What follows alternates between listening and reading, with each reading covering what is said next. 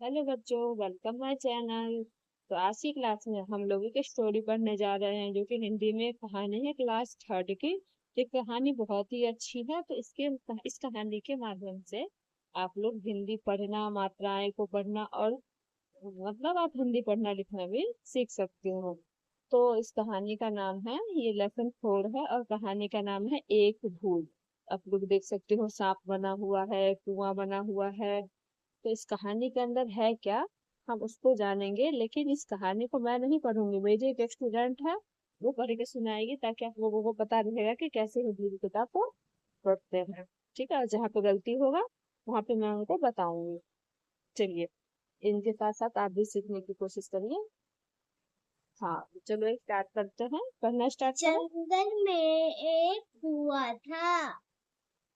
हम्म। उसमें कई मेंढक रहते थे। मेंढकों के राजा का नाम था कुलभूषण। हाँ, वह में उसके बेटा बेटियां, कई रिश्तेदारों के और दोस्त थे। उसके राज्य में उस उसके हुए कुछ दुश्मन भी थे। वह वे वे अक्सर राजा को परेशान करते थे। हाँ। वही पेड़ के पास एक बुढ़ा सांप रहता था। वह शिकार नहीं कर सकता था। वह अपने पास आने वाले छोटे छोटे कीड़े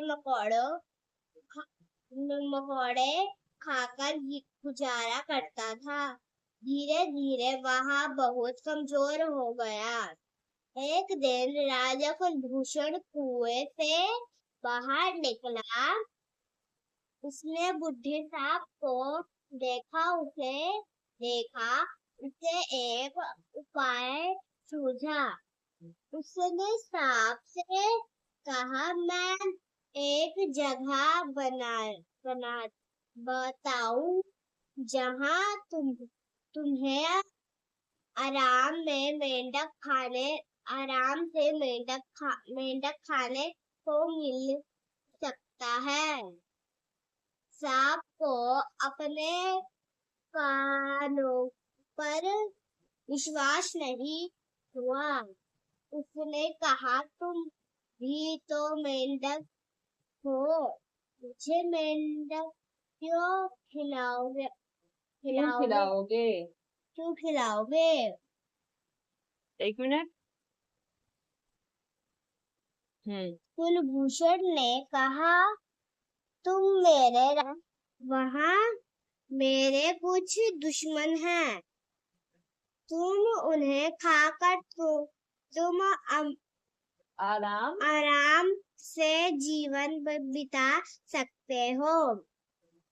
या यदा याद रखना, तुम सिर्फ मेरे दुश्मनों को खाओगे, मेरे बेटा बेटियों को या रिश्तेदारों को नहीं। जब तुम सारे दुश्मन को खा लोगे, तुम यही वापस आ जाना।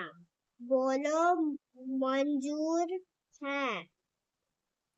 सांप ने हाँ कहा तो कुलभूषण उसे कुएं में ले गया।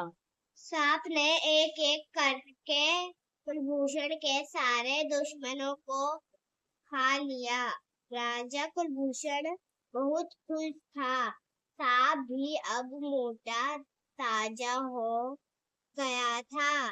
कुलभूषण ने सांप से कहा, नागराज, तुम्हें बहुत बहुत धन्यवाद।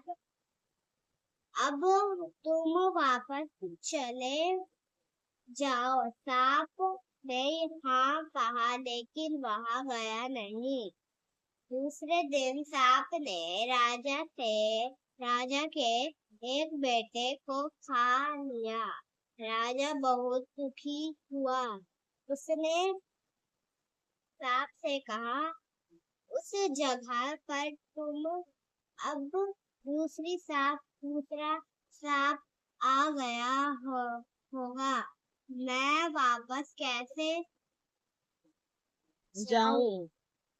वहां नहीं मजे से रहने लगा। सांप अब राजा के दोस्तों को रिश्तेदारों को भी खाने लगा।